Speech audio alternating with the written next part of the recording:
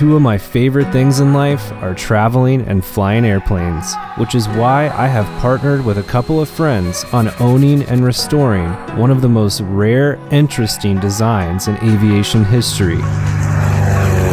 That's Dave, and that's Brian. They've been wrenching and flying classic airplanes individually for decades, and now they're going to combine their skills with my passion on our 1947 Bellanca Cruisair.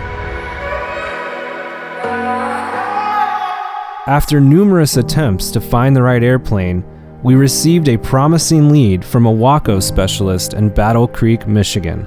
It was no coincidence that Dave had been flying Wacos regularly for years.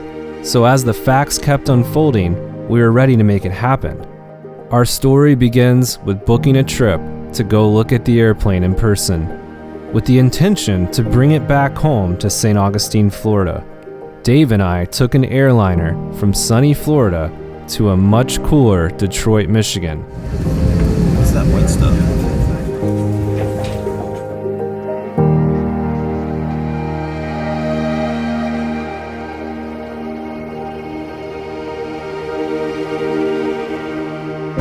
We then rented a 26-foot moving truck from a facility somewhere outside the city and drove it an hour and a half west to Marshall, Michigan.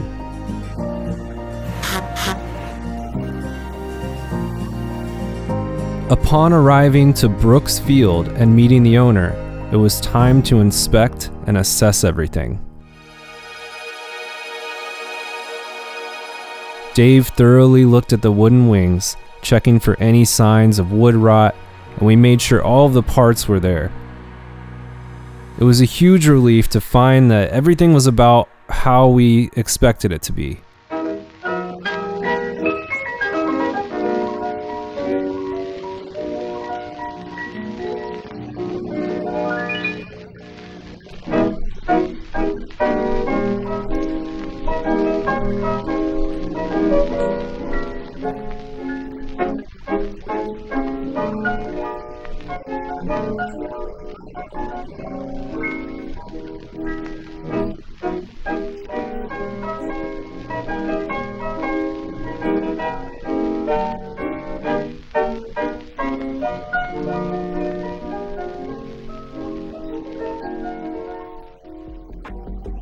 So the next step was loading it up properly.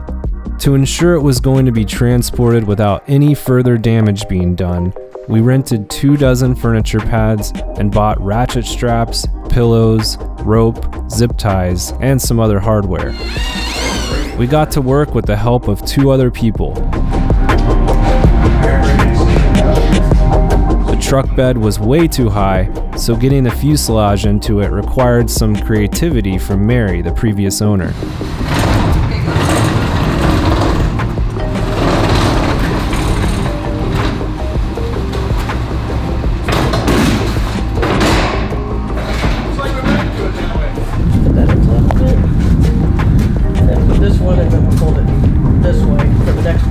Had to make sure that the beat-up highways and worn-out shocks of the truck wouldn't affect anything on our way back.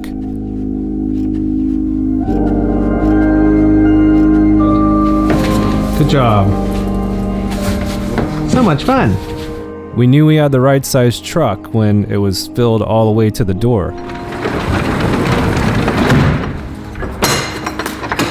The bill of sale was signed with our names along with Brian's, and we were officially owners of the airplane as we hit the road back south. So how many miles are we driving? Over 1,000.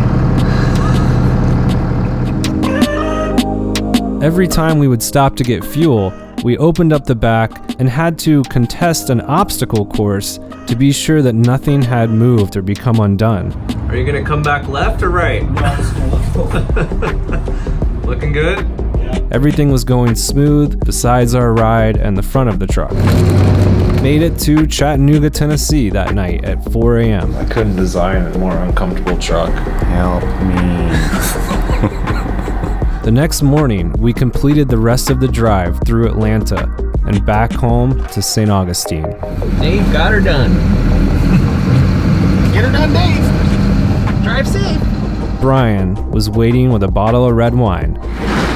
It was time to unload everything into our hangar,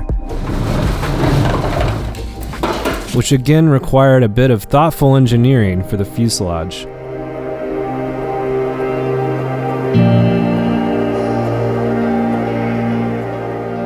After 19 hours of driving through 7 different states with Dave, the mission of getting the airplane was a success.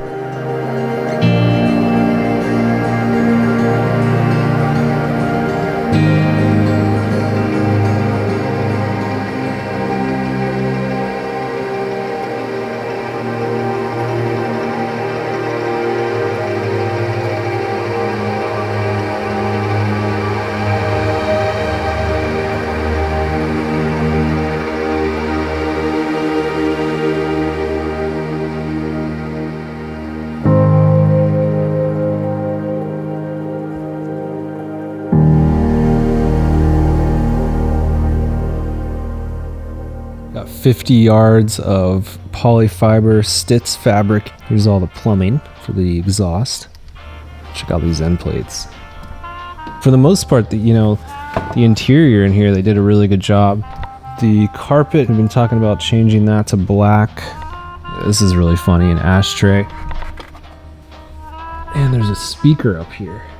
Which brings me to where we are at right now at this project. We are assessing everything. We're going through all the paperwork that we have, everything that was included. We got the logbooks dating back all the way to 1947, which is amazing. We're already starting to talk about paint jobs.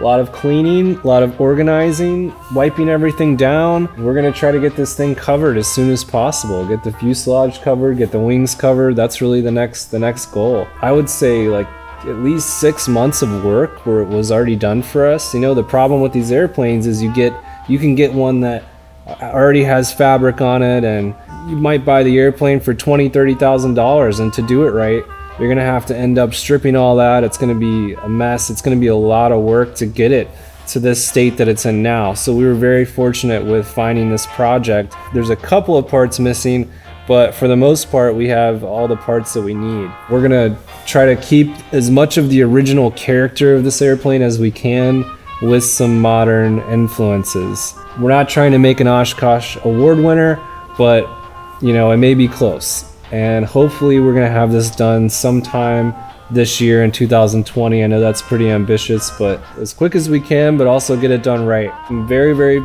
excited to be in this opportunity with Dave and Brian, to get to learn from them. And I'm also gonna document the restoration the best I can. This is part 1. Stick around for more. What do you love about this airplane so much? I love the design. I love the history. It's a tail dragger, retractable gear airplane, low-wing airplane. It does have wood wings, 3 passengers with not very much baggage, if anything. Or it's a great 2-passenger airplane with, all the baggage, you can fit in it, you'll be fine. So to be able to travel, have room, and just have all that in this classy little historic machine, and I'm sure later on we'll get into some of the history of Bellanca, who was quite a figure in aviation. He was one of the pioneers in aviation. So that's, to have that history, that combination. You mentioned Swift. Swift's a really cool little airplane, but it's just a 2-seater. You can't take a whole lot in it.